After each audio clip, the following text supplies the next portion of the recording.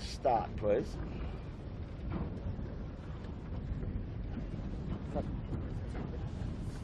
Clean start. Okay, thanks and welcome back. You're just looking at vision of the third heat of the JJ of 2015. We had all sorts of trouble with our little gizmos. Mark Healy and Warwick Rooklyn here ready to pursue the action. So here we go, boys. Race 3 underway. The fleet's heading to Bradley's. Yeah, we're off and running. It is race 3. It is a very warm, sunny Tuesday here at Sydney Harbour. 2 races completed, then we had a lay day, and the boys are right back in action today. Plenty of breeze, 15 plus knots forecast to get to 20 possibly. All 25 boats out here, looking forward to this. We got away on the first start. Sorry that you missed that vision, a few little tech issues, but we hope we're going to bring you the rest of this race uninterrupted. And it's very early days in this race. We're probably only about 30 to 40 seconds into it. Already we've had a couple of boats tack away early from very poor starts. One of them was Harry Hannon, another was Asco. Down the far end of the line, John winning on Yandu, who scored a fabulous second place on Sunday's race. Well, he was pretty much down at the pin. And Smeg, who we know are going to go very well in today's conditions. They love the breezy stuff. That's David Witt. And that rig has always been fast in the fresh stuff. Series leader with 2 wins so far, Gotta Love It 7, was relatively conservative, middle left at the start. It's got a little bit of dirty air, Kitchen Maker in front of her. You might be able to see the logo just through the gap of the sails there. And already, though, in this amount of breeze, we're starting to see some reasonably big gaps developing between the boats. They're doing the classic, heading towards Bradley's. David Witt's going to get through him, man. He's had a cracker, hasn't he? He was down the pin end, loads of pace, lots of aggression. Let's remember, he had a dreadful race on Sunday. Very hard to explain why he went so poorly. He was right down in the twinners, I think, in the end. He's got a lot to prove today. He's a man on fire. A lot of attitude in the boat part from him. He's really got the bit between his teeth today. I think he's going to be flying up this beat. Well, already he is. He's doing it big time here. That was amazing. That was amazing. He's clear and gone on port. The rest of the group, well, to the right-hand side, the usual names we imagine. There's Gotta Love It 7, just to the right of your picture, and there's Mojo there, there's Rag and Famish. We'll just give you a little gentle pan here. Our camera's a little bit out of control today, so apologies if the vision's bouncing around. We will keep working on the vision for you and try and improve as we go. Clear that. Is the Ronin on or not? So we're just going to keep watching these guys as they tack off the corner. I'll just tell you what's happening. If you're getting a bit dizzy looking at the picture, then trust us, we're working as hard on it as we can. So first tacking out of the corner is Kitchen Maker on the rocks. Mojo goes as well, and Gotta Love It 7 looks like they've got a bit of a lane all the way into Bradley's Head off the lighthouse, but inside them is Rag and Famish. Rag and Famish is far enough away. Gotta Love It 7, I think if they can tack and can complete, they don't have a lot of rights there. Well, Rag will just run into them. Oh, that's quite generous of Jack McCartney there. They tack away. Well, Gotta Love It 7 get the nice inside berth on Bradley's. But the story so far seems to be sensational start from Smeg and a pretty tidy start from Rag, Kitchen Maker, Mojo, and Gotta Love It 7. I was only really looking at this end of the line. Roy, did you get a chance to see how that was developing? Well, I'll tell you one thing. Smeg is braining it out there. He's taken back and he's crossed everybody again. So Smeg on fire right now. Well, Smeg out of the pin absolutely won the start also. Like, they punched out better and faster than anyone else in that pack. 7 was in a gaggle of boats with the Kitchen Maker, appliances online. So they might have been holding themselves up a bit. Now, Knights Frank's doing a good job. They were in there as well. So now as we start to get a couple of minutes from now, we'll start to get a bit of separation on the boats and we'll get a clear indication of who is fast and who is not. Mojo, being a lighter crew than 7, are hanging very well, but now 7, I think, is just starting to motor and close gauge with Mojo. I think, to me, possibly Mojo's main might be a tiny bit smaller than 7's, just looking at that in the head. I'm not exactly sure. But a good battle with Knights Frank. Now Mojo's getting hurt from 7. Knights Frank is just trying to hold its lane. So we've seen Lee Napton be very patient and sit in the gas of other people's boats. Now he cracks off. Mojo cracks off. They've had enough of that dirty air. They want to go fast. They've put the hammer down. They're trying to get clear air, clear away from 7, and get into this favoured corner. They all like the left-hand side here. This is a great race. Yeah. Brooklyn. They're all smoking along here. Got the bit in their teeth. And David, even more so. He's David Witt on the Smeg, Matty Walk, and Tommy Clout doing a great job. But you can just feel that the wheels are starting to grind on the 7. Knight Frank's doing nice too, mate. Yeah, they're doing a very good job, Knights Frank. Remember the other day, in fact both days, Knights Frank and Mojo had great battles. Unfortunately in the second race their great battle was for high numbers in the fleet. There's the cross, was it? Yep, definitely Smeg still crossing. So we'll watch this. I reckon they're about on 7's bow now. And 5, I reckon there's about a 5-second gap when they cross the wake, when 7 cross the wake of Smeg. Rag and Famish have to duck Mojo. So we've got a couple of Kiwis in here, guys. Yeah. We've got Knights Frank and C-Tech doing well. Aon with Will Tiller injured, and Brett Van Munster stepping in isn't doing too bad either.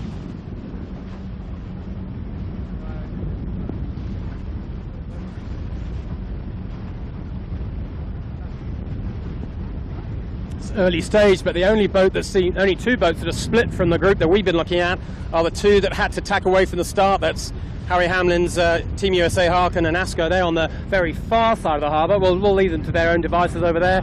Seems to be that this is the favoured side to be. This is where it paid dividends 2 days ago. Tidally, same kind of story, I think, isn't it? Run in tide, is that right, War? It's a tide against, so hit the shores is approximately the plan here, and it seems to be what these guys are trying.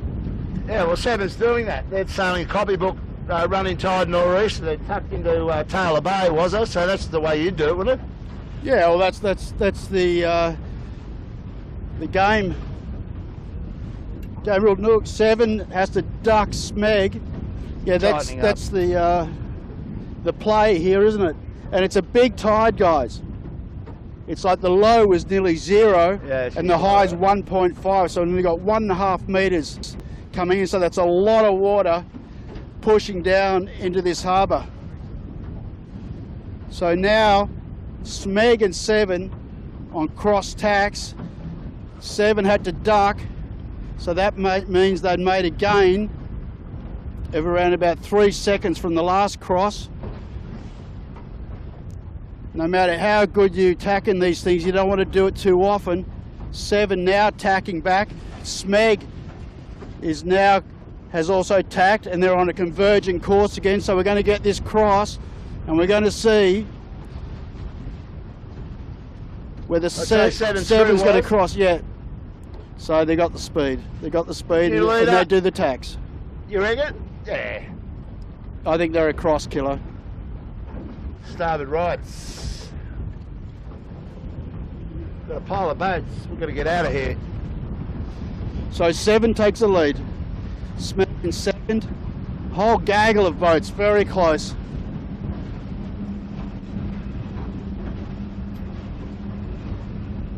Breeze is increasing too, guys. Sea breeze had it maxing out at around 22 knots. I reckon we're up close to the 20s now. Smeg, out of shot, is electing to go fair way out into the harbour, now setting up to come back. 7's. Well, 7's doing the copybook running tide northeast track, isn't he? I mean, he's bouncing out of the tide all the time, and he's smoking again.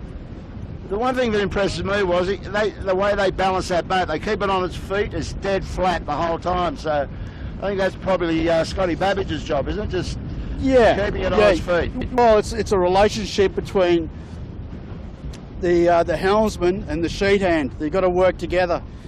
And when they work together and everything's working, that's quick.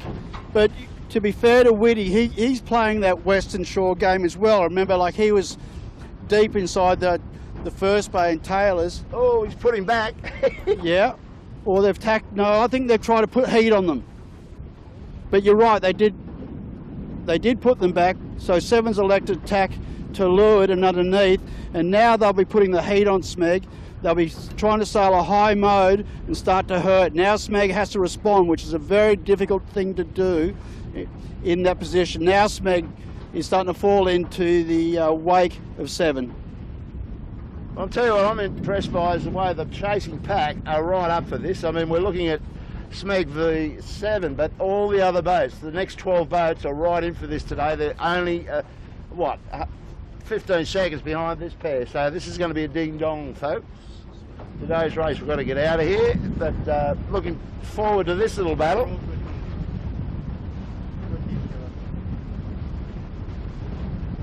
Yeah, not a lot in it. We know that Smeg's one of the heavier crews, and David Witt said he wanted a bit more breeze. Well, he's got that, isn't he? He's right up in the middle of the range now of a small rig. But the thing that's standing out for me early doors here is just the quality of the boat handling. I've just watched 7 do a couple of absolutely sensational skiff tacks, just immaculate.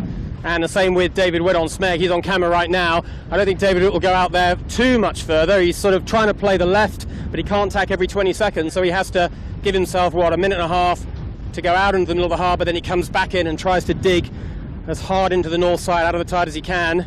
Smeg a little bit out on their own right now. We've got them watching them closely as they go over. They're about halfway across the harbour right there. Expect them to tack quite soon. Here they go. Maybe a little bit far away to get a close view, but we'll hopefully show you a decent picture of this. And yeah, not his best, but not a bad one. A little backing of the jib just to get the bow across. It looks like he might have a big righty over here, Warwick. Let's see what happens when he comes across the 7. He's pretty bow up right now. No doubt 7 and Smeg, awesome boat handling, making a big difference today. Well, what 7 did with Smeg by tacking in front and below was put the heat on Smeg, make Smeg tack, push Smeg back out into the tide before they wanted to. 7 was able to obviously continue on under the headland and get tighter relief. Yeah. So so they've done what Smeg's had to do, 1 extra tack, and they've had to be in tide longer, and we can see the result of that quite clearly. 7's opened up again. So now 7 tacks back. And if you watch next time 7 tacks, just watch the way they tack, guys. It's like, even in this breeze, to me it's like they're doing a roll tack. The weather wing just brushes the water, they come out and then they give it the big pull down out of the tack and in flat water. You got them here, Killer? Thanks, Michael. I didn't see that. And they do that every time. I'll tell you what I'm looking forward to. This race is way packed out at the front, and we're going to go around the Boucherboy in a number of minutes, and then it shoots on to Shark Island. That run down there should be something to remember, I would think. And there's Barraway City up here they're going to deal with, flattish water, but nonetheless the pressure comes on in the Barraways. There's plenty of pressure here that they can suff it up, put the bow down. But then the dash for cash to Shark Island should be something else, so just buckle up for that one. That we're starting to happen very shortly. And Kilo, in this flat water and this amount of breeze, these guys will be going really fast with second rig, like potentially the quickest that these boats will be able to go, just because they're bouncing over the big waves. They've got low weight, low aero drag. I mean, it's just perfect conditions to go really fast. And this is fresh up here. The top end of this course, this is over 20. But when you mightn't be able to see it because the tide is so much tight, it's keeping the water flat.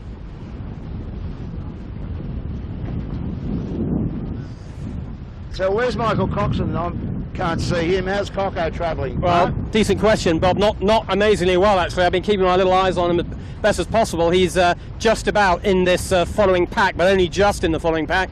We might expect to have seen him a little bit more breathing down the neck of 7, but didn't come out of the line that well. I didn't quite see why he didn't come off the line very well, but something didn't quite work for him. Our leader at the moment is still Gotta Love at 7, being followed by Smeg. They're the 2 red sail boats. A red logo at 7, as you just see her putting a tack in. She'll be trying to tack up to the ley line now. She's only about a minute or so from rounding this first mark. Last 2 races, the first 2 races of this series, she's been first round the top mark both times, and it looks like she's going to do it yet again, and each of those first mark roundings have led to a victory, so maybe the omen is pointing to the same result again. Another great tack by the Gotta Love at 7 crew. Yeah, I'm not sure if that was a roll tack, what that was. The only thing I can see there for sure, Warwick, is quite how aggressive Sam Newton is on the wire. God, he's good. He's fast and he's big, and that gives Sevi an awful lot of confidence on how to steer the boat and to be able to put the bow down, hit the bow through the wind. So anyway, got to love at 7, our leader at Mark 1 of race 3. First to the mark, relatively comfortable bearaway, flat water of course, decent bit of breeze up here, but pretty flat water. I don't think any of these top crews are going to have too much of a drama. Interesting, look at this, Knight Frank have played the last part of the speed very nicely. In second place, they had a great result on day 1. He came in on one lay, Mark. He didn't have to double tackle like that's Smith. where he got it, is it? Yeah. And not a very, very poor day, race 2, so he needs to make up for it. And David Witt goes round 3rd. He led this race briefly at the beginning. Whoa, where's Yamaha going? And, yeah, anyway, third round was Smeg, David Witt. 4th round, Mika Lane, much better performance. Bar Plances online. 4th round and 5th round, Jack McCartney on Rag and Famish. Next round there is Michael Coxon, so he goes round in 6th, so not a shocker by any means, but they'll want to apply some pressure to the guys ahead. Mojo, a nice recovery from them. Again, another boat that had a poor day on race 2, looking to make amends today. Only one discard of this series, they can't really afford another bad one. And the next boat around, I think, is going to be Yamaha. Look at the gaggle of boats following now. Most of them have overlaid by quite a lot, giving away a lot of distance here. Everybody two-side reaching in. And, well, hopefully you can see on camera there, Yamaha, Compass Global Markets is next round. Then it's SeaTech and AOL. That's the boat that Brett Van Munster is steering and instead of Will Tiller, who's still got a bad damaged knee. And then it's DeLonghi. Had a great race 2 days ago, ending up 5th. Fisher and Paykel, then Kitchen Maker, a little disappointing for them possibly. Asco, and then finally Howie Hamlin. Those two boats we saw tack away from the start. That feels a long time ago, doesn't it? Well, that tack away clearly hurt them, and they are right at the back of the pack. That's the scores on the doors, early doors at this point in time. Well, they're all just heading straight down to Steel Point at this point. I see Gotta Love It down there, Elena. You're on it. He's got a bit of a pull down there. He's got his bow down, so there might be more pressure up there. But right now they're all in a line, just motoring along here. Rag in front of us. Vic Lane's guys, as Mark said, doing a much better job today. Knight Frank gave you a good thing, the Kiwis. They're a bit ordinary on Sunday, but they're right up for it today. The mighty Knight Frank, and David Witt is going to drive the bejesus out of this Smeg boat today because he needs to. He wants to get a marker for sure. What's happening here is, okay, 7's going for the jibe. Thought they might be able to get away with one leg. They've gone for the jibe. Knight Frank's done well on Smeg. Smeg's got lifted off them. Knight Frank's made a bit of a gain on Smeg. They jibe now. So we're going to see this corner here. They'll all be changing direction, trying to get the right line into Shark Island. Well, that's the angle, isn't it? That's the killer angle, that approach angle to Shark. So Sevi's gone back. And I think it's in picture at the moment, Killer. Look at this big powerboat. That could be a bit of a floating chicane for some of these guys here. Yeah, well, Jack's sort of pinned out by it right now. He can't jibe until he gets around the back of that, so that's that could right. be costly. That's right. He's got about 20 metres to go to the edge of this pressure. Okay, he's going in now. See, I think the other guys will go to leeward of this big cruiser. This might be a little gain to Rags. That's a pretty immaculate angle that Sevi's got to the island. They're bloody good at that. And big Sammy Newton, it's all in his hands going through there. Got to keep the boat stable. But look how quickly these guys are going into flat water. Knight Frank having to flag the chute. Smeg's been able to keep it on a bit more weight. They're trying to get the roll over Knight Frank. Knight Frank's trying to get around this big barge. Now both of them are flagging their chutes. Now they've both got it on. Great battle for second, third, fourth and fifth between Knight Frank. Look at them go. Knight Frank, Smeg, Rags, Appliances. Gotta love it's light in front of us. So what's this? Didn't see that coming, Kilo. Shut the breeze down. It is. Look at these guys. Look, they're just coming out like a freight train. Come round, Elena, to the bow. You got Gotta Love It with only two on the two strings. Okay, now Seven's got their breeze back again.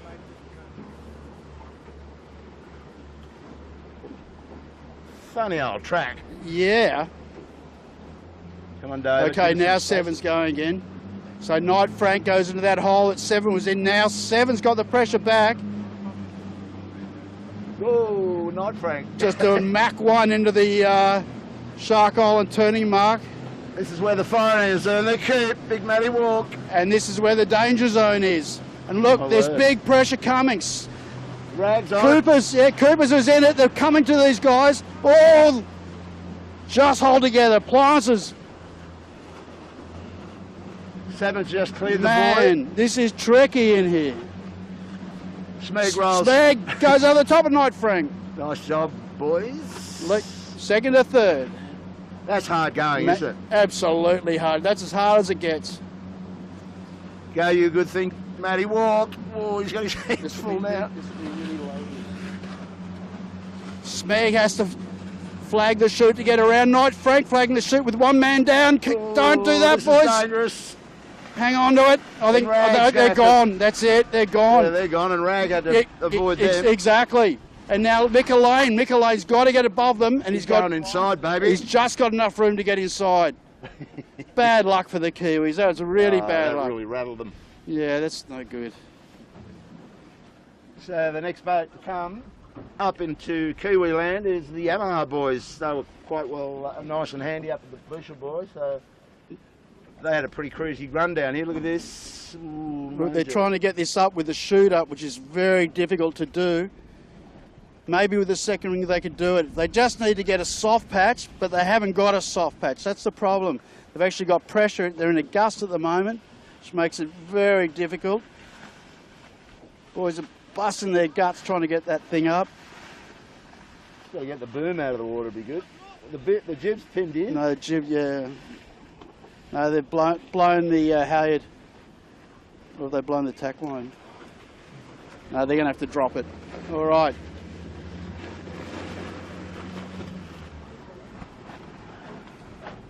Lots of action up here. We got him. So we'll get down and get on these boats that come through. Michael Cox in the Yamaha. Mojo's still in good shape. He's got into 4th place. Great afternoon of sailing out here, boys. I'm loving this.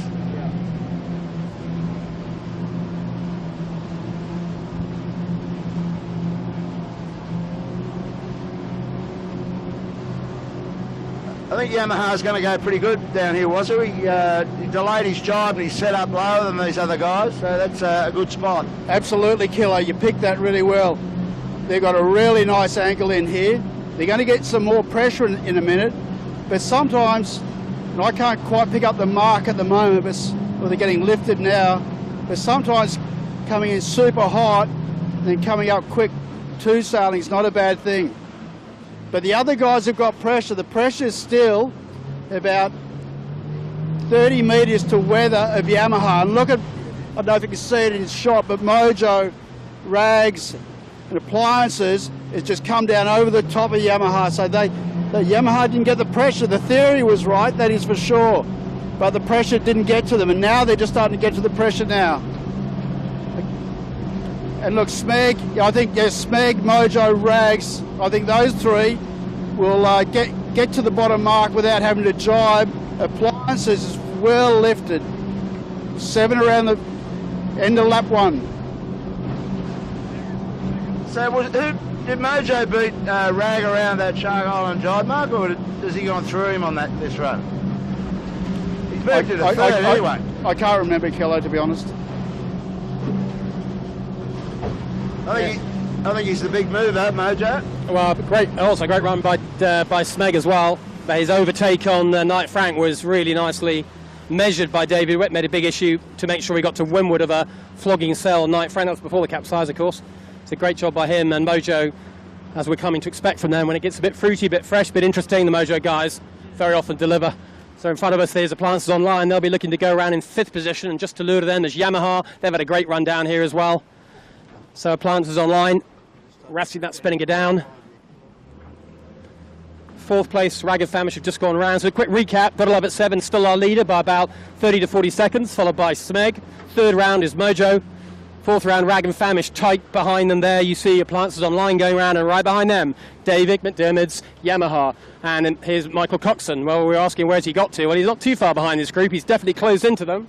He'll go around in 6th position, sorry, correction. And just behind him, the second of the Kiwis. Yamaha is a Kiwi boat. Poor old Knight Frank, I suspect, still trying to get the spinnaker down and/or.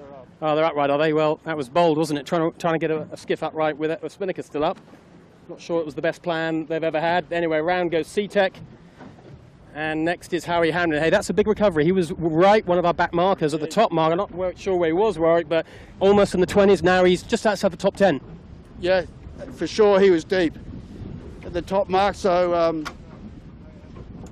Howie and Daniel and Skip have had an awesome 2 runs. I didn't, obviously we were more focused on the front. Oh, Kitchen makers, a bit on here. They just got a major gas when they did that. Got a bullet.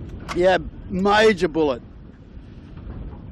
Now, this is increased, so let's probably be worth hanging around here and watching. This could be a bit of action on. I'm happy with you, was I? Happy to do that. And there's a bit of a pack coming that are going to arrive together, which should be fun. And 2-sail driving, not easy in this pressure. Come on, Keegan, get it up. Yeah, they're being patient. See, that's good. They've got a problem with the halyard, but they're being patient. Just sort of getting towards, not totally survival conditions, but you've got to be on your toes. Lumix flying down here. Asco, they're going to have to do a 2-sail drive as well. It was a nice invention for these boats, from my observation, would be some sort of a system that keeps the knots out of the halyard, the spinnaker halyard I'm talking about. Yeah, I'm surprised. I mean, well, they do kill. I mean, they have the the shock cord retrieval lines in there, but it's happening a lot. A lot. Yeah, you're right. I mean, there was a system years ago that a lot of the skiffs used, where they had a reel that took up all the slack in the halyard, but then that's more weight. Late drop from Yandu. Lumix. Tell you what, Yandu hasn't had a bad run either, but I think they were like very, very deep at the top mark. I know they're still at the pack, but I think they've moved up a few places. Yeah, but for John winning a day like today, disappointing, isn't it? He'd expect to be somewhere near the front, even without his recent top piece of form. Frank, it's a shame for him. Knight Frank in trouble again, Mark. There. Yeah. One problem with a skiff in a breeze. Little problems become big ones awfully fast. Knight Frank got a lot of work to do. Great first beat, great top mark, and then it all got a bit ugly, didn't it, for them? Next around is, well, you might have heard the vocal. That was, of course, Pure Blonde. Always rely on them for a little bit of description. And I think as fast as Nick Daly goes in the light to medium stuff, and he is truly one of the quickest in the fresh stuff, certainly not his real conditions. He's going to find today a bit of a trial and tribulation, I suspect. So that is pretty much the whole fleet. There's one more boat to come. That's one of the Kiwis, Maersk Line. Otherwise, that is your whole fleet. All 25 boats are safely round the bottom mark. It is freshening, as Warwick said. It's getting up now. It's not quite right. There is one more to come. Ilvy still up at Shark Island. That is then your full 25 boats. And I don't know what the breeze is now, but it's probably close to 20 knots, isn't it, Warwick? But still quite flat water. Yeah, absolutely. It's 20 knots. It's kicked. When we first started to see the second part of that kick at the top mark the first time, now that's spread its way all the way down. We could see that line of pressure that Yamaha, who took the low road on that second last part of the run, on the last part of that run, was theoretically correct, but they weren't in the pressure. This new pressure that we see now across the course came down, and we saw like Rags and Appliances and all those guys get it first. So now this is the kick on, the build that they were talking about, and this is definitely 20. I mean, it's a bit hard to tell on the camera cut sometimes, as we're doing 15, 18 knots, so we've got 40 mile an hour apparent across our deck, so it's a bit hard to be that accurate. So one lap completed. This is our regular viewers will know it's a 3-lap race, this northeasterly course. They got an up and a down. They don't go by Shark Island, the next downhill, and then there's one more lap after that to finish it all. But it's going to be a quick race today. These skiffs are travelling at pretty high speed, up and downwind, and we got away a little bit late on the start, so we're not quite sure why the AP was flown for so long, but it helped us. We had a few tech issues, so that almost worked to our favour. Here we are 1/3 of the way through the race, and it's action left, right and centre all over the place. And I tell you what, guys, talking about a quick race, Mark, I reckon this is a race where you could see the lap record go. The course record go, I should say. I don't know what the course record is, but in the old days when they didn't do the full 3 triangles, I think it was about 60 minutes. But now they do they didn't go all the way to the Bishop Boy the final time, but now they do. So, but like we're already, it's 30 minutes gone so far, and we've done obviously a full lap, and 7's, you know, maybe a good 1/3 of the way up the beat. So this could be a course record. It'll be interesting to find that out later on. We better find out. I mean, they do record the finish times, don't they, of these races, because the club runs a handicap system. So the data's all there. We'll try and dig it up for you. It'll be interesting to find out, but it's hard to see how more perfect a condition could be for a fast skiff today. And I'll tell you why. It's obviously they're in second rig. The breeze is right in that, you know, optimum, like not quite max second rig. They're really efficient, and also, even though they're pushing tide up the beat, they've got this super flat water, which is make them, you know, if you can get out of the tide, it's quick upwind if you don't count the tide, but it's also very quick downwind because we don't have all those waves and we don't have all the traffic on the harbour.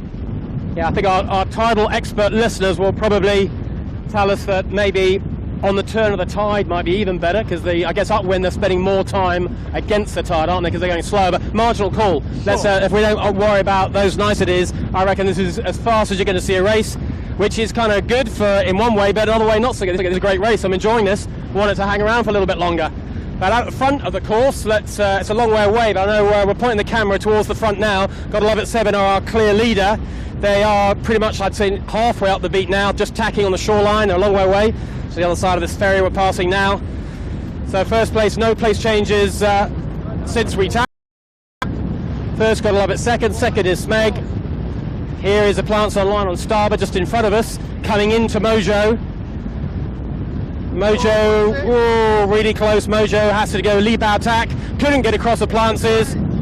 That's a change for a position then. Yeah. Good beat so far for Michelini's boys on appliances. Fantastic, isn't it? Done really well, big gain there. Mojo, I think they thought they were going to cross for a while, then all of a sudden they knew it wasn't going to happen, so they had no bearway option. They end up in a lee bow, but as long as they could just hold their lane, they'll end up calling water on Appliances Online, and maybe they'll get that lead back. But certainly Mika's on fire. He is, he's motoring big time. That's the fastest we've seen him since the new boat hit the tide. They're looking famous. And good luck to them. Keep it going, boys. We know Mojo is batting onto the money. Oh, good on you, boys. A little bit of power, get us out of trouble. So Mojo, this is a great race, Mark, right here. Yeah, Mojo held their lane really well, didn't they? They got through that lee bow tack under a lot of pressure, and they knew they just had to hang there, and they did, and eventually Mika does the right thing, bails out of there before it affects him. And there they are, there's a Plants Online and Rag on Famish going back across the harbour. But maybe Mika's found the settings. It sometimes takes a little while in these skiffs to get exactly all your right settings.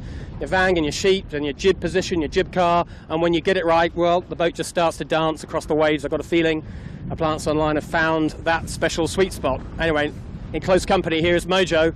Remember, Mojo and Appliances were bow to bow on the last cross, so they're very close together, as is Rag and Famish. Well, there's not a lot between those three boats. They are fighting out for the 3rd, 4th, 5th position.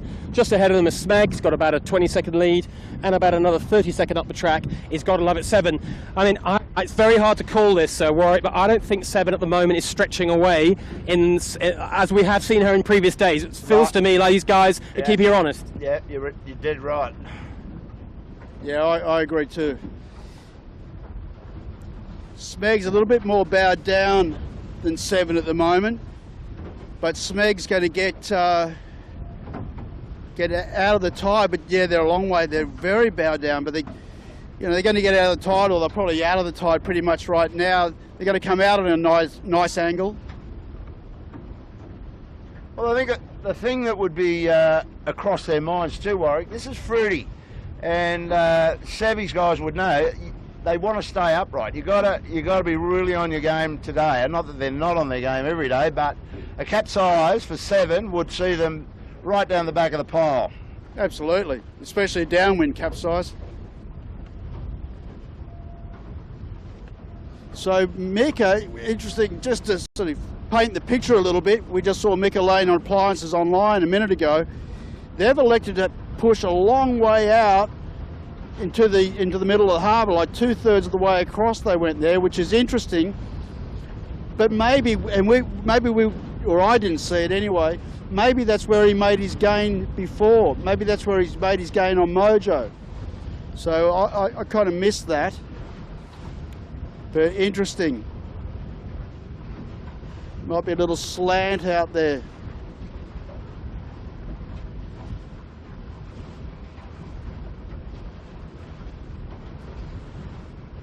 So Mojo's pushed into this bay here, just tacking.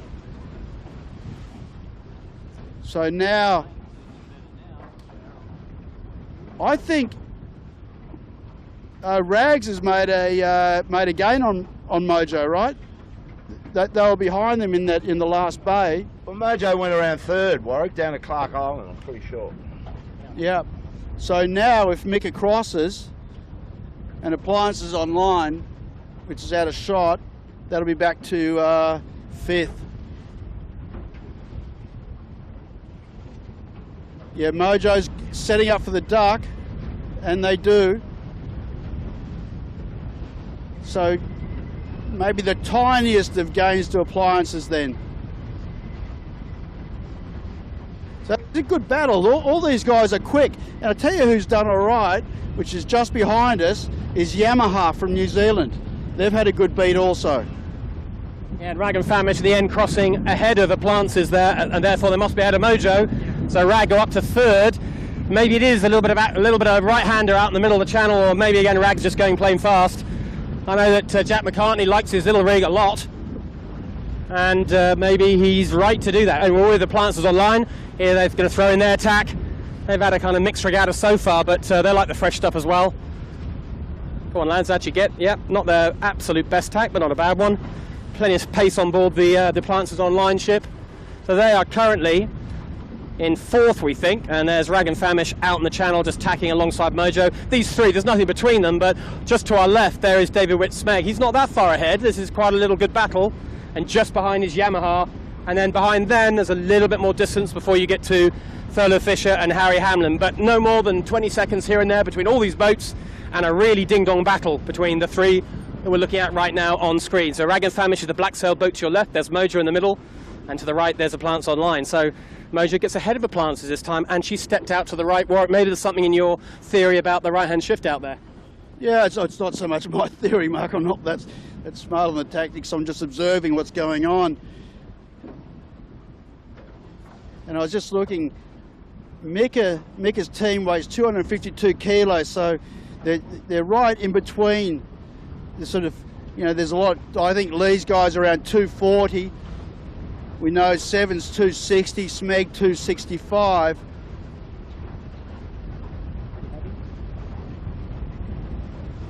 Okay, Mojo tax. Smeg could be on lay here, was it? Yeah, and I think Meg's on final approach also, but they're going to have to contend with Rags, who will dump on them. Yeah. And good bit of pressure there. Mojo might be able to no, I don't think they'll sneak through to get clear air there. I think they just put the hammer down a little bit then, guys, just to make sure they will try and clear their air. Yeah, but Woody will try and lay this. Absolutely. It'll wring its neck because Sevy's got a two-tack this. He's just done one of them. Yep. No, definitely. Whoa, there's a lot of tide. This will be interesting. See how far Seven goes past Smeg. No, he can't do it. A lot of tide. No way. No, Smeg will not lay. Yeah, these boats won't get there. You're right. A lot of current. Okay. Out of the right again, like a zero out of the clouds. Appliances Online has gone out to the right and absolutely done a number on Mojo. He's motoring, was it? He is motoring. And let's see what he's doing with Rags. It's hard to tell from where we are, guys. We know that, but he might have done enough. He's got rights. Rags is setting up for the duck. Appliances with the afterburner on moves up into third place. Fantastic.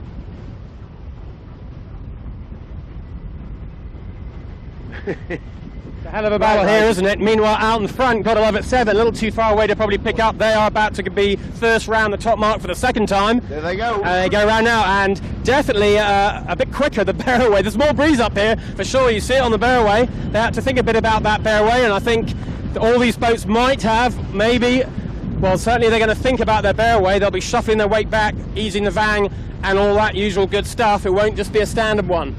Our leader on the racetrack, well, top mark for 11.7, comfortable lead, looking like, well, more than 30 seconds, could be close for a minute. They were first round. We're just looking at Planters and Light now. They're in that really big battle for 3rd, 4th, 5th. And just to our left here, we're going to get round and watch Smeg just going around the mark now. There is David Witt. He sailed a really nice beat here with all the stuff going on behind him. He's had a relatively clean, untroubled beat where he could sail the ships that he wanted to. And he's pretty much kept his lead on the boats behind him. I'd say he's lost a little bit of contact with 7, but not much. He's got some big cruiser washers coming at him, so he needs to get that ship. He looks pretty organised. And he is round second. It's the 3rd round. Here we are with Rag and Famish, right by the buoy, about to go around in 3rd place around this buoy. Hard behind him. Planters online. They're both overlaid a bit. They're both cracked, reaching fast into this. That'll make the Barroway a bit easier, but pretty high-speed sailing here. Go Mika. Mika round in 4th, made that look easy. 5th round, here's Mojo. Slightly lost contact with these two just on that last approach. But definitely in this race. Remember, this is a run down to the bottom mark now, not via Shark Island. So jibe sets are options for boats here, but I think they'll mostly keep it simple in this amount of breeze. Next round is from New Zealand. It's David McDermott in Yamaha. And for a relatively light crew, he keeps telling me he's got a light crew. I'm not sure if that's true or not, Warwick, but he told me he's light.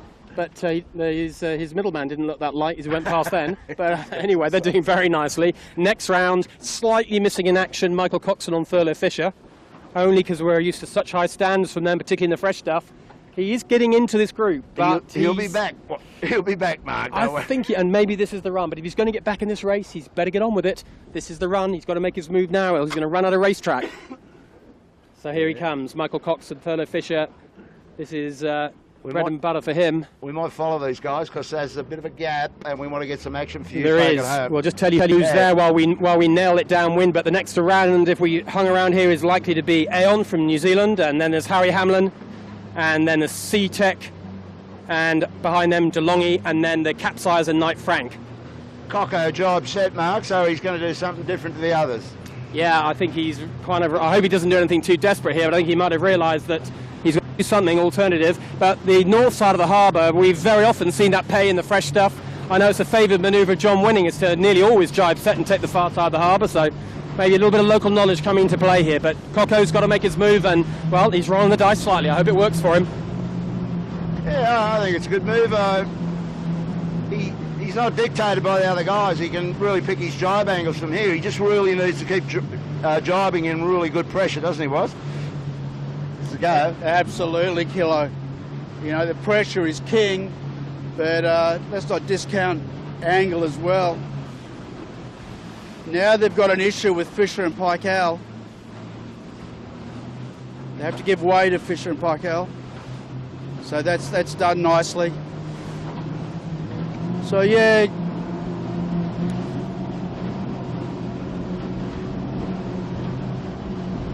They've been looking for something out here. I mean, you know, they've got a fair gap behind them.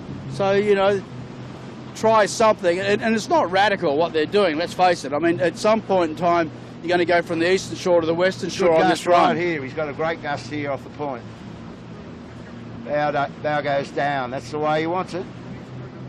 Now, we're in a position, was, to line up the other boats on the way down to Clark. You can see 7, so Coco will be in their line once he jibes.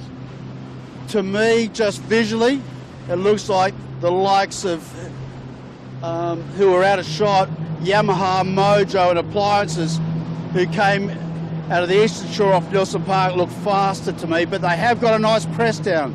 They've had a nice press down for about 30 seconds, 45 seconds. And now they jibe. They look a bit soft to me, guys. Yeah. Just looks like they're in a bit of a hole. The breeze looks about the really, really good stuff. I mean, there's obviously good pressure, but the really good stuff looks about 15 away to my eyes. Well, you're right about that, because these guys in front of us, Yamaha and Mojo and Appliances Online, are really smoking across their angle back. They're just setting up for the jibe now on Mojo. They've jibed. Yamaha's already done it. Mick Lane is smoking down there. Absolutely. But it looks like, obviously it's hard to tell for how far away we are, but I think Rags has made a gain on Appliances. We'll find out in a minute. Well, Savvy's almost looking at taking his sheet off, and he's that far down there. So Rags is ahead of Appliances. Appliances takes the stern of Rags. Appliances still ahead of Mojo. I got the gaps at the top mark, so I'll get the gaps again when we get to the bottom, and we'll sort of make out a bit more sense of all this, of who's been the gainer, which side of the harbour worked. Lee Napton's really hot on that approach he's made. You can see the chute, they're bouncing over waves. You can see the whole show's moving around a hell of a lot. Yeah.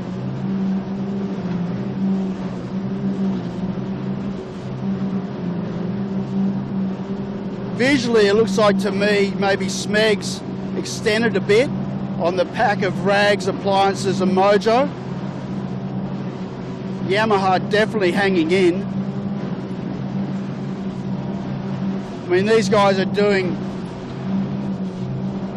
got to be doing 20 knots, 22 knots. So the gaps, at that speed, the gaps look a bit, but geez, in time-wise, it's not a lot.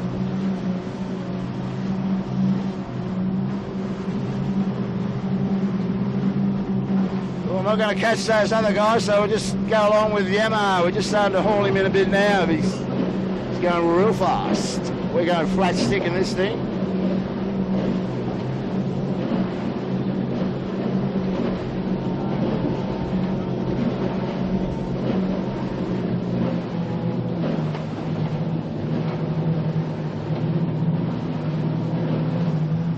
I mean, this water is so flat. I mean, you think about this corner so often, and it's just like a washing machine. The fact that with the tide and the fact that there's not as many boats, cruisers and so forth out here. I tell you, Appliances coming in super hot and super fast to that bottom mark. Smeg going for the drop.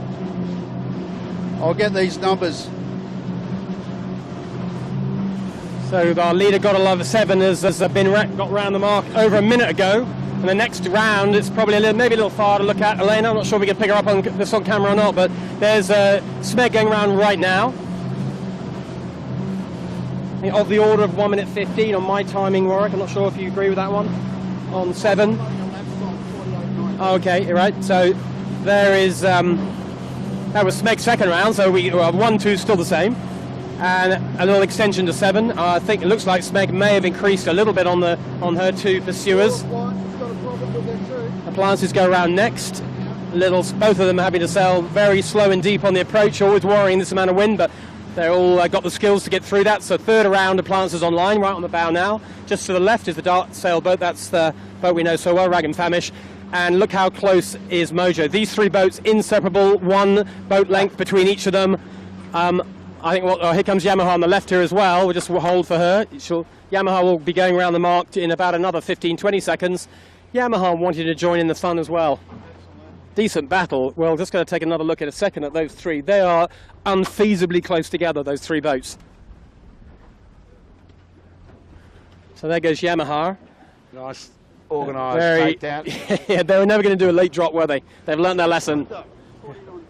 There goes Yamaha, and that's bottom mark for the second time. We have 1 lap to go, race 3 here in Sydney Harbour, and at the moment it's looking like a procession of a sort for Gotta Love It 7. Well, in 20 knots of breeze, you could argue it's never a gimme, but with the kind of experience they got on board, you'd be pretty daft to bet against them. Gotta Love It 7, our clear leader. Smeg doing a great job in second, and that battle for third, we're going to stay with that, I think, all the way around here. It's the Mojo, Appliances and Rag and Famish battle, with possibly Yamaha with something to say. So, yeah, I mean, you commented on very conservative drop from Yamaha, and it was, but I tell you what, that's better than going downwind past the mark, and they did a good job. And I tell you what, they pulled there was a 30-second gap between Yeah, right. Mojo and Yamaha at the bottom, and at the top it was it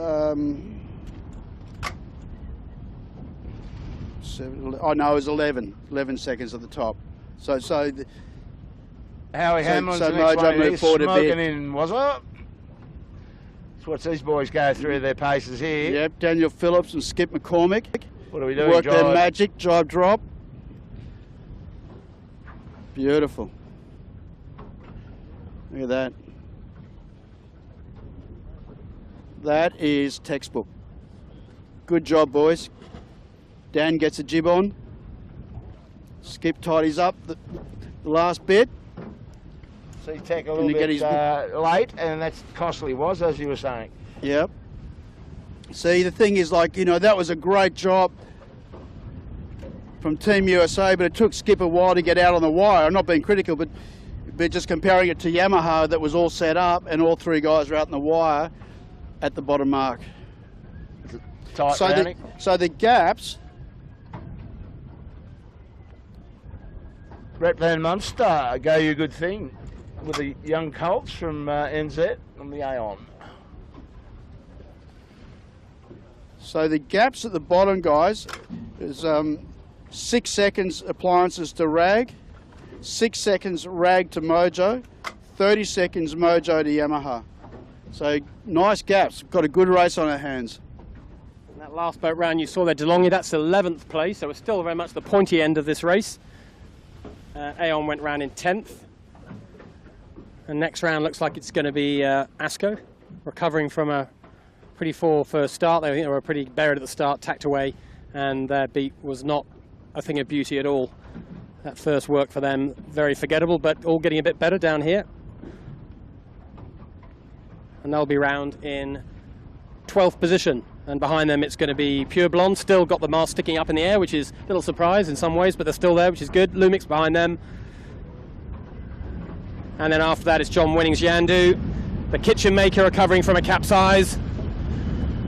Knight Frank recovering from a capsize. Compass Global Markets and Maersk. That's pretty much all we can see for now. That's your leaders group as we all set off on the final lap of race 3. Not long to go, and on the current speeds they're doing, Warwick, we'll probably be finishing in, 20 minutes from now. Yeah. So how long is it, what's the elapsed time so far? What do we got? 53 minutes basically. So I mean, seven's a fair way up the course. It's going to take them, I don't know, I'm sort of guessing obviously.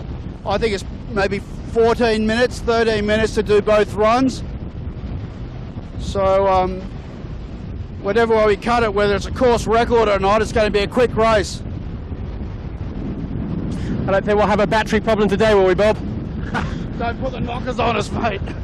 I hope not. I'll tell you what we do, Mark, we've got, tell the folks, we've got Harold Cudmore travelling with us. He's down on the back deck. Pretty hard to include him in the commentary, but I guess when we get across to the finishing line and we're counting a few in, we might ask Harold what he thought of the race. Yeah, we'll always do that. We'll always get a full and frank opinion from Harold, so we'll definitely do that at the end of the race. If anyone's got any questions you want to ask either us, that's Warwick, myself or Bob or even Harold, just use our Twitter handle or use Facebook or use Instagram. Hayley's manning the iPad and very happy to look at any comments or questions you've got, just fire them at us.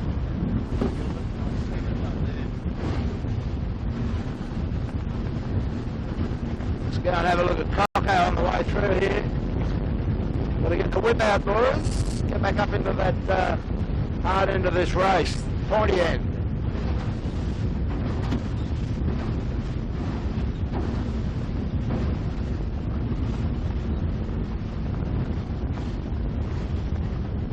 Eddie, can you take a picture of Harold? We just mentioned on commentary that Harold is on the boat and they're asking a question at the end. I just said on commentary that they could send any questions to you if they've got any for us or for Harold. There's Harold Cudmore, C-U-D-M-O-R-E. Just take a picture of Harold. So there he is.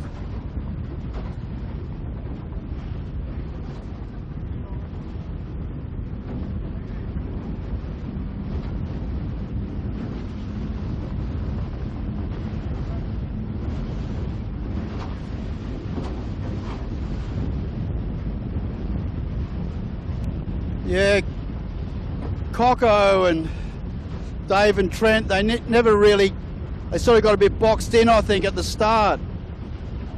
Got a bit of gas. They never were able to escape that well, and it's put them on the back foot ever since.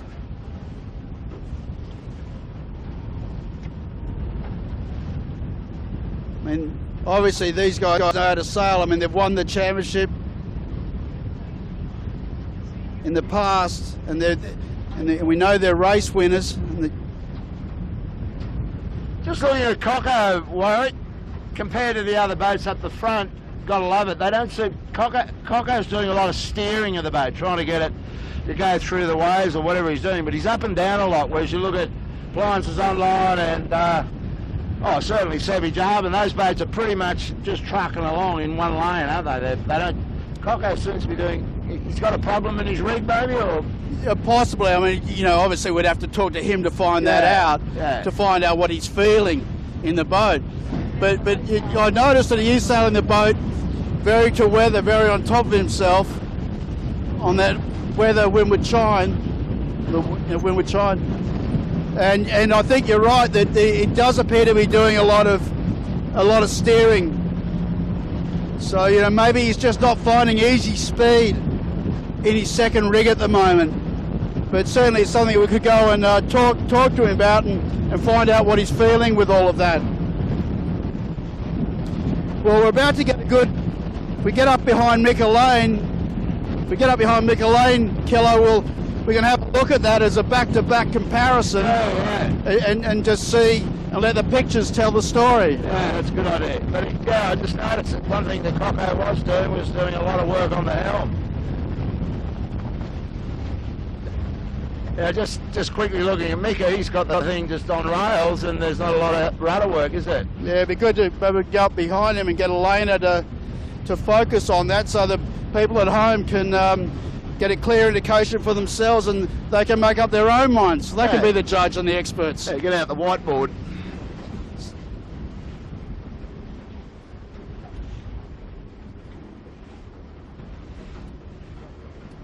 Mika's, but you're right, Kilo. Oh, Jesus, you got me on that one, brother. Yeah, thank you. Sorry. Hey, you're right though, Kilo, and that was observant of you. Mika definitely isn't steering the boat as much through the water as what Coco was when we were behind them a few minutes ago. Mika's just tweaking it, whereas Coco was steering it. Yeah. I mean, well, look, he's having to steer now through some waves. They're quite big waves he's just gone through. But when we get into the flatter water, we'll observe it. So and everyone's got their own technique, you know.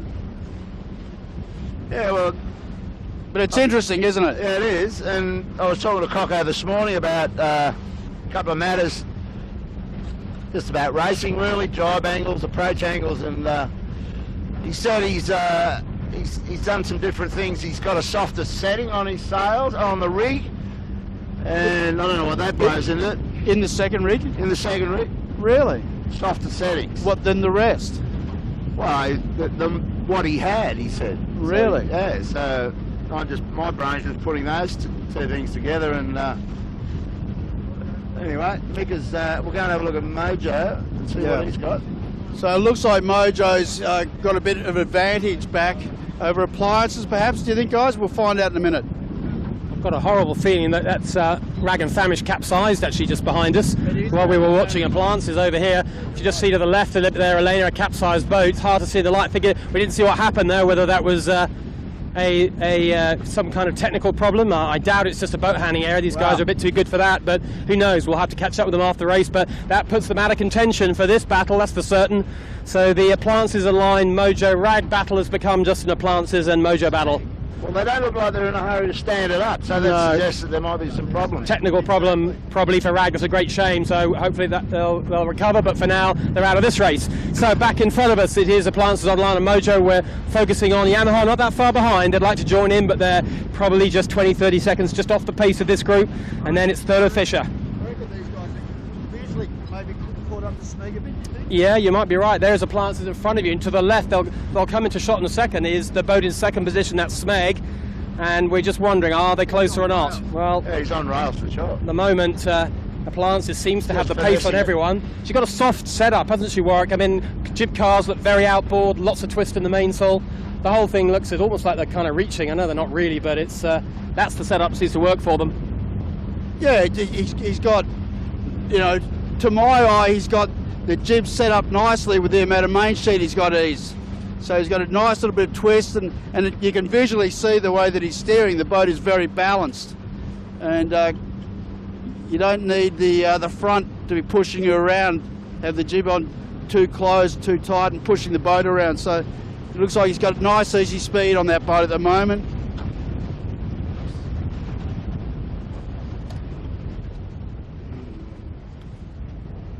I'll just Nice have a look tack. at Lee Upton and see how much helm he's got to use. Get behind him in a sec, stand by.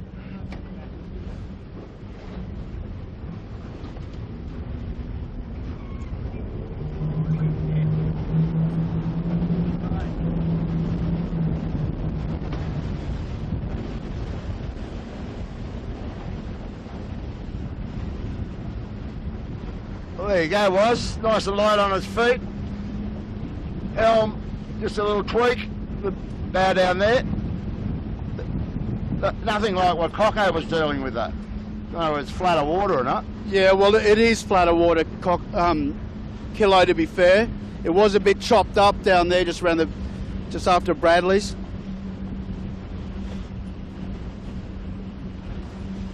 But, you know, it's what Mark was saying. You've just got to have both sails matched up nicely so you got a nice balance.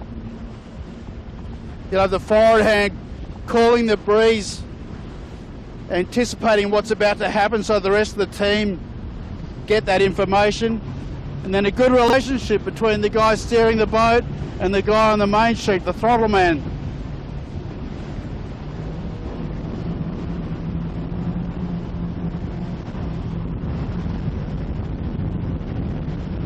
Is Rag and Famish back up on his feet, or is he still down?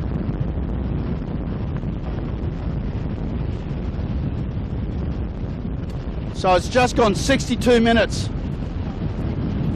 62. This has got to be course record time. Hey, I think Rag is actually up, Bob, but a long way back. Took them a long time. They must have had a technical problem, as you guessed, but they are actually upright. So I think if whatever the problem isn't too severe, they might finish the race, but I doubt they'll be in single figures. Yeah, So back at the top of the race, we've been concentrating on Plants Online. We're saying like the setup, like the way they're sailing, and certainly they're making good speed through the water. Second is still Smeg.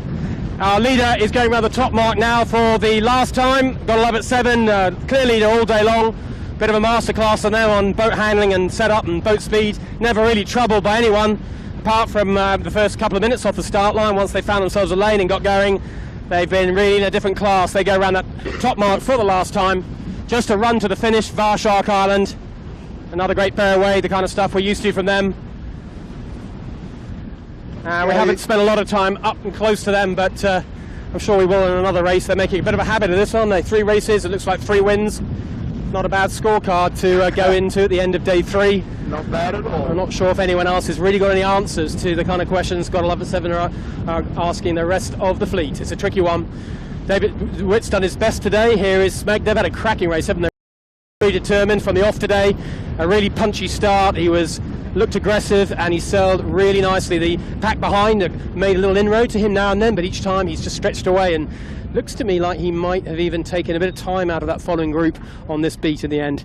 Looks to me like he's found a fantastic ley line here, isn't he? He's only very slightly overlaid from miles out, so he'll be pleased with that. He's worked out his ley lines and the offset for the tide, and round they go in second. A hugely improved performance from his troubles of 2 days ago, whereas he said he couldn't really get out of his own way. They reckon the boat was going all right with the big rig. This is 2 days ago, but every single shift was a bad one. And we've all had that feeling before, but not what you want to have in a JJ. So David Witt goes round in second, a long way back from Gotta Love It 7, but he in turn. So 1:15, just for it calling the delta, 1 minute 15, and when you look at 1 minute 15 down the racetrack, that means Gotta Love It 7 are so far away, because they're doing 20 knots, of course, downwind, that you can barely even see their spinnaker. So well, that's a big lead. Rag and Famish, Mark, have robbed us of our good 3-boat race for the podium, hasn't it? They have. It's really all their fault, isn't it? We're going to have a word with them in the boat park. Stop doing this to us, lads. So third around is now Aplances online, but they've got Mojo breathing down their neck. I think there's plenty of battle going to happen here. Well, that's a bit of a punchy ease on the jib, maybe a bit too much there, lads. But anyway, they get it away. Aplances online goes round third. And this is a proper battle. Mojo and Aplances, this will be a race worth watching. Virgil will go round in fourth. Nice beat by Lee Napton and his guys. I don't think they'll have too much drama on the barroway. Oh, a little bit of a bow down, but they popped it up after that. So round they go in fourth position, and we're going to follow these guys down here, but I'll just give you an update on the rest of the positions. The next boat back in fifth is going to be Yamaha, closely pursued by Thurlow Fisher. There won't be much between them when they both skip to the mark. They're both about 45 seconds away from rounding. And then next back is Harry Hamlin, Team USA Harkin. In close proximity is Aon from New Zealand, and DeLonghi, the next boat back from them. DeLonghi are in 10th position. And then it's Asco, Panasonic, Pure Blonde, and Knight Frank. That's really your top 15. 3 minutes from the top mark to the island, 7. Sorry, that's 3 minutes, 10 seconds from the top to where they are now. 7. I mean, no, well, 7's out of shot, but I can tell you that 7 is getting close to the turning mark around Shark Island, and they went around, well, I'll tell you, David Witt's got his foot down. 3 minutes 30 seconds ago. So they're going to do this component of the run in just over 4 minutes, guys. Wow. I mean, it's just gone to Cuba. Well, we'll be flat out catching them. We'd like to be able to take them across the line with you, but that could be a bridge too far. I mean, apart from a very well-sailed Moth, what else could get down here that any faster? Anything maybe? A foiling cat, if you could get your hands on one? Not sure. AC 62, 72? Allegedly. Yeah, allegedly. We haven't seen a 62 yet, but yeah, probably. That'd be about it though, wouldn't it? Not much could do it. And the Moth would have to be sailed by only probably 10 people in the world that could sail one flat out in these conditions. Everyone else has to back off to get a Moth downwind. But David Witt's given himself a really tough angle in here. Oh, he has, hasn't he? Yeah. He's going to the other side, I think, of that floating barge crane structure, which we saw the last time, or the first time he came down to Shark Island. But you got David Witt on camera there. He's a little bit far away, but we're trying to catch up, honestly. But Bob, the ship won't go any faster, will it? No, we're wringing a snack, mate. Giving it the best we can, but there's Shark Island, and I think as all of you know, they've got to leave that Shark Island to starboard. That means a big left turn, almost a 90-degree turn. That is going to be hard. Well, I know there's a lift off Shark Island, but heavens above, this is, I think they're right now considering a spinnaker drop. He's going to need to set a kite to go over the top of Shark Island at this rate. And we've got 230 horsepower on the back of a catamaran, like a high-speed catamaran. You're not looking at it now. And we can't catch him. Man, well, he's got his hands this full. is Cuba time for Whitty. Go, brother. All right, just cut it off. Push the edge all the way. He's got a nice gap back to third, but it's just throttle down. Well, we'll put nice job. Nice job. We're going to tag him with Sevi. At least we'll get maybe be able to cut him off on the island here. But, yeah, that could have been fun if he was right on the edge, but he couldn't look at it in the end. Miles in front of the third boat. Now, Elena, we're going to try and pick up Gotta Love It. There he is now, and he's low by the look of that. Yeah. I think Kilo will have to take this to the garage and whack superchargers on this thing for the rest of the regatta. Just go bigger. The big fella would love to get involved with that.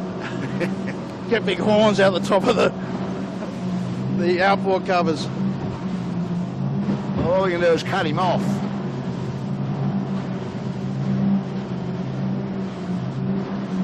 You might get your chance to, Mark, you might get your chance to have a chat with Harold if we... yeah, once we're down here and got the noise out, we'll do exactly that. I think we'll see if we can get the camera on a little short focus. We'll have a quick little chat with Harold, see what he's thought of today. Wow, total race time 70 minutes on camera, Gotta Love It 7 with a backdrop point piper behind. Now no more than about 1 minute from the finish of this race. If they can lay it in one, which they just might do, then it might be even less time than that. The boat is on fire. This has been another dominant performance by Gotta Love It 7. A little bit depressing for the other 24 boats in the fleet.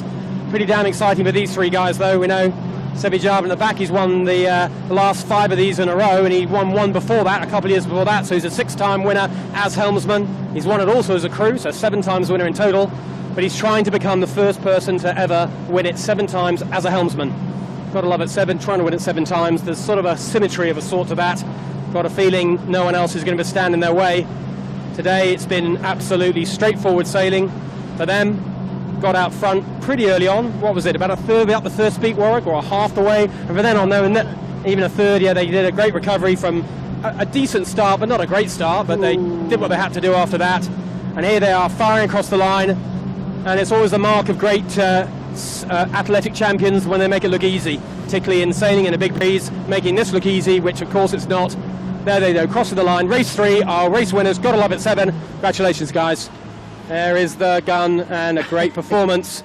And the race time, Warwick, we're turning into the other story of the day, is 70 minutes and 47 seconds.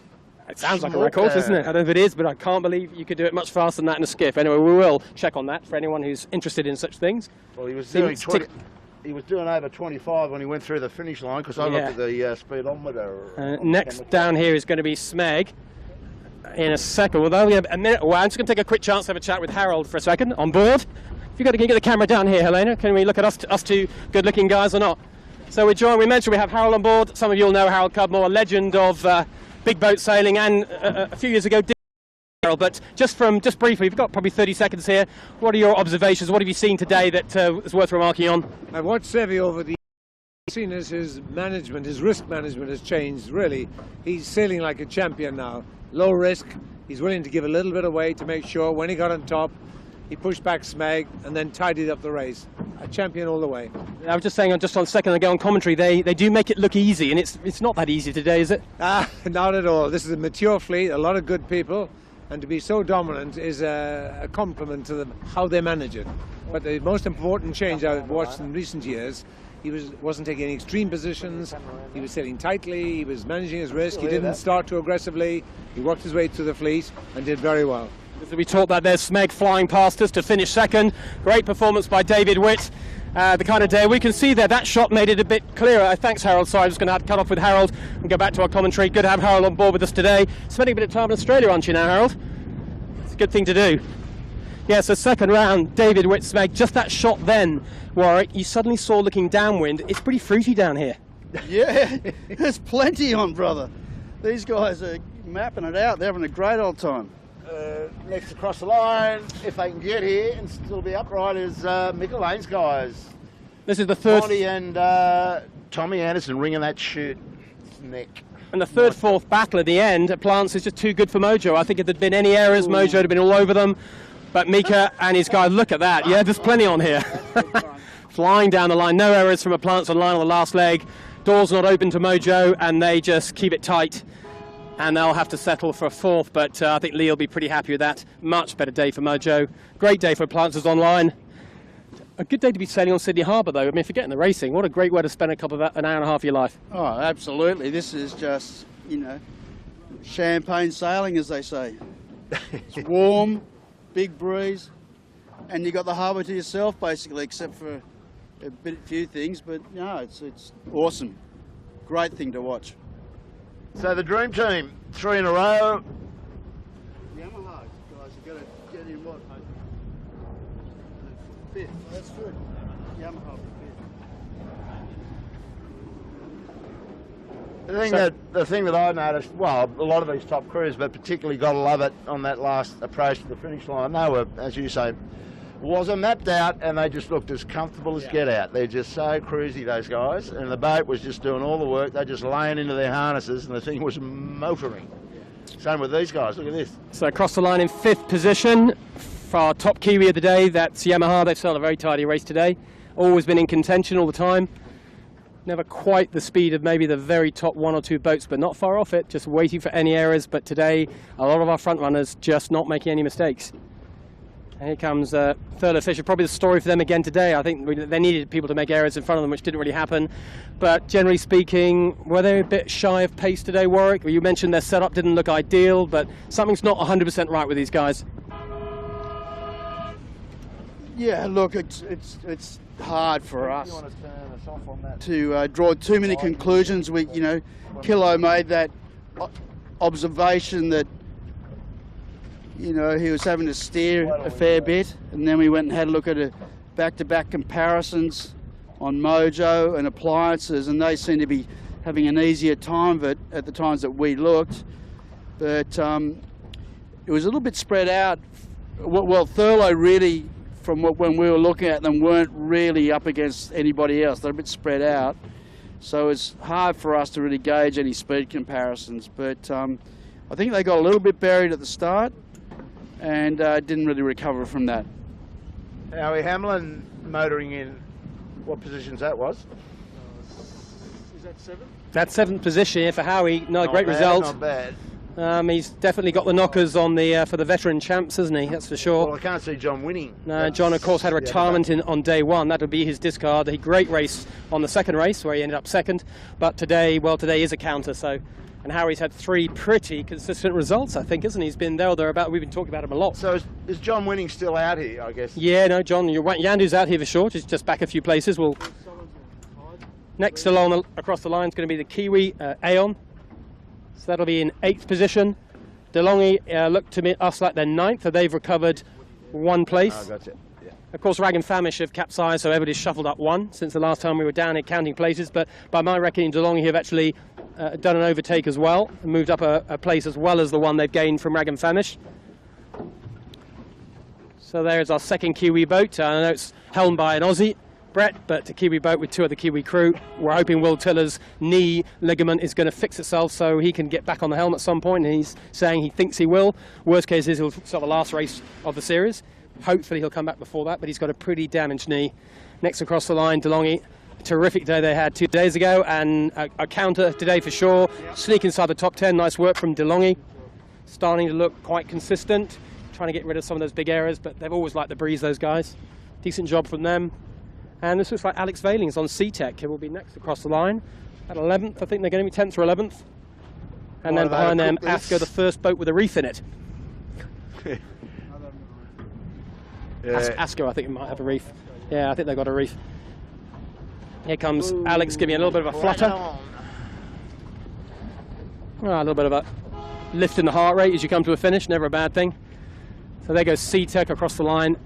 And our next boat, before there's a very big gap, is Asco. Marcus Ashley-Jones had a pretty poor first beat. I don't know why, but he's made a kind of a solid recovery since then. Yeah. I just wanted to make one comment, guys, is that when you consider how much breeze there is, and we've got, nearly 30 boats out here, the whole boat handling standard of the fleet is really high. I mean, we've hardly seen anybody in the tide. And for a day like today, with the rigs that have got as big as they are these days, that's a real testament to the level of this fleet.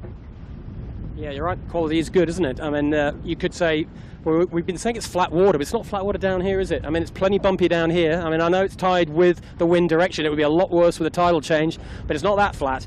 But certainly that rig change thing you mentioned, Warwick, I mean, it's significant. If you look at some of the footage from it when we were filming this even 4 years ago, the small rigs particularly are an awful lot bigger than they've ever been before. So a whole lot more horsepower, and the sailing crews are handling them with really no drama at all. Nick Daly, talking of drama, there's our drama king, but not today. He's kept it upright. We only heard his voice once, I think. He's a bit busy, That's Mark. a record. Too busy to talk. Too busy to talk today. There he goes round. I think I'll put him in about 13th, 14th, and then the next finishers to bring up almost the back markers, not quite, but nearly. We have Mess coming towards us. We have John Winning's Yandu. That's the middle white spinnaker coming at us, and to the right there's Kitchen Maker and the hard right boat. That is Compass Global Markets, all in picture now coming towards us. Quite a good little battle here, actually. I look at the length of the line. I look at these 4 skiffs, and I know that they can't all get across. There's not enough room for all of them. John Winning looks like he might have a very annoying one more jibe to do. That's the white spinnaker closest to us here. Just inside him is Kitchen Maker, who are going to make it very hard for him to jibe. In fact, they're going to stop him jibing. This is going to be interesting. Can Yandu soak down? They're soaking and they're trying. I think they're going to just soak. Yeah, they've done it. And they get across the line. Kitchen Maker coming at them with pace. Compass Global Markets, easy for them. And Maersk Line are in the end of the only boat that is forced to jibe. They will bring up the rear of that group of 4. A lot of close racing, isn't that? We've impressed by the boat handling. And I'm kind of surprised, actually, Warwick, just by how close so many packs of boats have been. Yeah, no, there's certainly been little huddles out there having their own private battles. But one thing I've noticed, I haven't seen Coopers, Rag and Famish anywhere. or are they on the beach? No, he's probably ashore. Yeah, I think I can spot them on the shore actually. That's a shame. So so that would be, if that's the case, that's another gear failure for them potentially. Okay, folks, we're just going to avoid the retreating boats. Pure blind had me worried for a second, but great race today, guys. Thanks, Mark. Thanks, Wazza. Thank you, Elena, for shooting. Peter Sinclair trying to keep it all together up there in the tech department. She gets a bit hot up there. Harold Cudmore for joining us on the Mighty Camera Cat. So it's all on again tomorrow for Heat 4. See you back in the park. We'll be here one way or another, pulling wires, putting them in, putting them out again. Bit more gaffer. It's great. We're loving it. So go you good thing. Gotta love it. Can he get 4? Find out tomorrow. Talk to you then.